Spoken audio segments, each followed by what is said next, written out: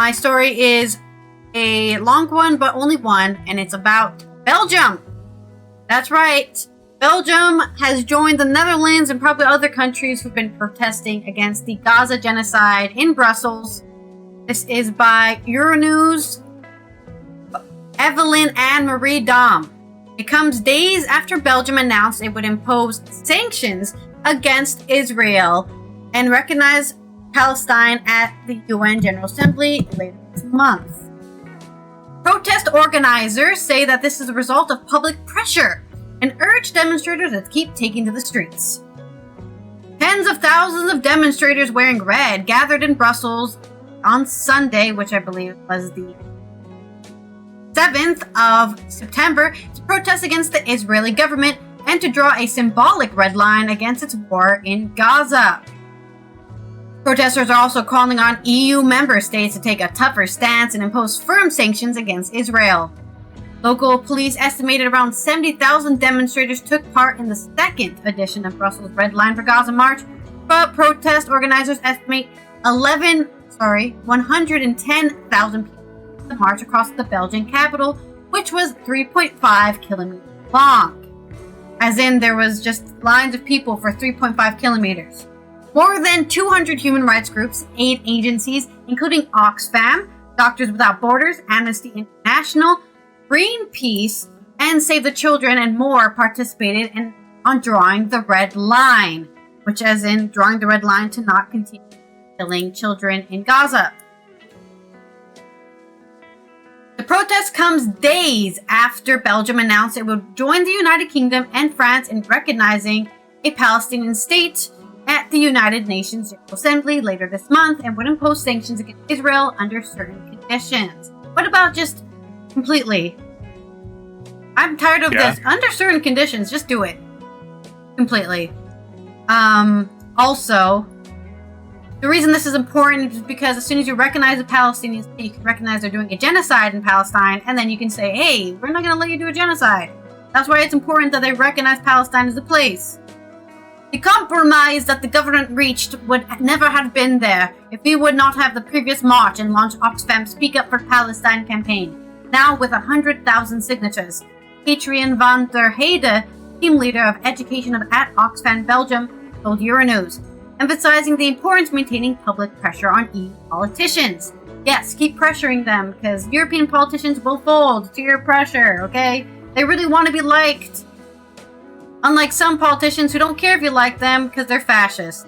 Oxfam Belgium teamed up with hundreds of Flemish actors, artists, and influencers in launching the Speak Up for Palestine action. The campaign has already raised 100,000 signatures, calling for a permanent ceasefire and an end to violence and illegal occupation in Palestinian territories, safe and unrestricted access to humanitarian aid for Palestinian civilians, and the introduction of economic sanctions on Israel. While many demonstrators in Brussels acknowledge this step forward, they are not satisfied with the compromise that was reached and want to see Belgium further toughen its stance against Israel, like Spain is doing, with the uncompromised sanctions for EU member states and the European itself to follow suit. That's right, the entire European Union needs to go, you know what, we aren't going to support a genocide. You don't compromise about children's lives or people's lives, Van der Heide said. You don't compromise on a government. Don't draw a red line. You have to draw a red line, which is non-negotiable. Van der Heide pointed out that a standing discrepancy divides the public and the EU politicians, with a stark contrast between the rage that people feel, the feeling of injustice, and the extreme immobility of politicians. Why aren't they doing anything except for, wow, it sucks that there's a genocide over there. Anyways, we have been asking our politicians for 2 years to intervene in Palestine, Isha Pouston, spokesperson for the global movement to Gaza in Belgium, told Euronews. They are still not discussing about the recognition of a Palestinian state by the end of December, when in reality, there might not be any Palestinians left by that time.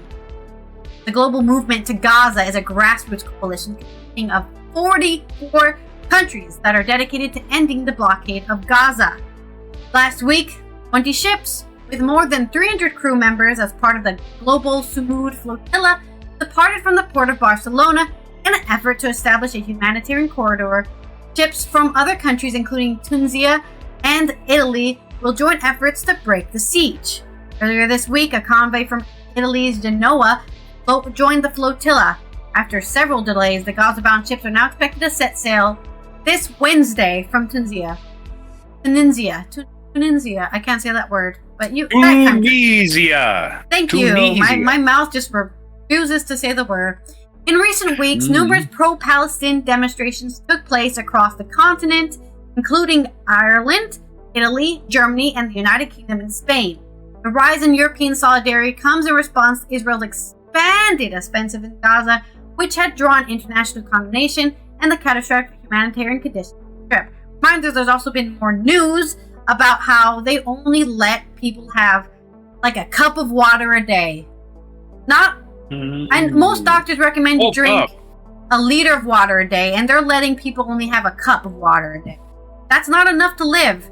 Malnutrition is rampant in Gaza because they're not letting people aid. That's why they're adding more and more boats to the flotilla in a vain hope that one of them, just one of these boats, will be able to get in there and give people food and water. This is why it's a genocide. They're not letting people eat or drink or live. It's a genocide because they don't consider them human beings. That's why 100%. It's a genocide. Yeah. 100%. And they are human beings. In recent weeks, numerous pro-Palestinian demonstrations... dehumanized them. Wait, did I already read this one? Yeah, I already read that. Sorry. Yeah. In June, the first edition of March in Brussels took place, where at least 5,000 people took to the streets of the Belgian capital. Red Line for Gaza March also has already twice been held in the Netherlands, which resulted in a massive turnout both times. So yet again, the Benelux countries are carrying the push forward, and sadly, as small countries, no one cares. I know Brussels is where the EU's central government is, but no, we need a big country to do this. We need France. Where's France? France is like huge protest country. Where are they for Gaza? Didn't Germany France recognize Palestine? I'm pretty sure France Spain needs to draw the red line. We just talked earlier, right, about how they want to do sanctions and stop the genocide. They need to have a massive protest just like this, drawing the red line, saying we are not going to allow Israel to continue killing people because they don't see them as human. The war in Gaza began. We already know why it started. They took hostages, and now they're killing more than 64,000 people. We know this already. It's a crime against humanity at this point. More than 2 million people have been displaced from Gaza, as in they lived there, and then they've been forced out through settler colonialism, all out of other famines. Reminder, for anybody who doesn't know, Israel controls Gaza's water supply, so they can just shut down the water and say, no water for you, assholes, and go die, I guess. Go die of dehydration. Or disease. There's your story, yet again, of this terrible genocide, but more people are giving them support, and hopefully more and more countries will do it, but yeah, like they said, right, by September, there might not be anybody to freaking save. It's still hot. The planet is still hot. People are still malnourished. That's actually their plan. That's what they're trying to do. They're trying to exterminate people. Let's not pretend that's not what's going on. They're trying to exterminate people. My association, which you brought it up, is that Brussels is a good place to protest because it's not only the center of government for the European Union, it's also the headquarters of NATO. So there's your little association of why Brussels is actually a pretty good place to protest. It's like, why are we, why? I doubt we're going to do any kind of military action in Gaza because it'll just be another quagmire into the big quagmire it already is. But just cut off Israel. Just cut them off. Stop sending them weapons. Screw them. They want to fight a war? Fight a war. We're not going to give you anything. There's got to be political will for that. And the American Democratic Party needs to run on that. Just cutting off Israel. Fuck them. Fuck Israel. They will win the election hands down. Stop sending weapons to Israel to kill children, pro-lifers.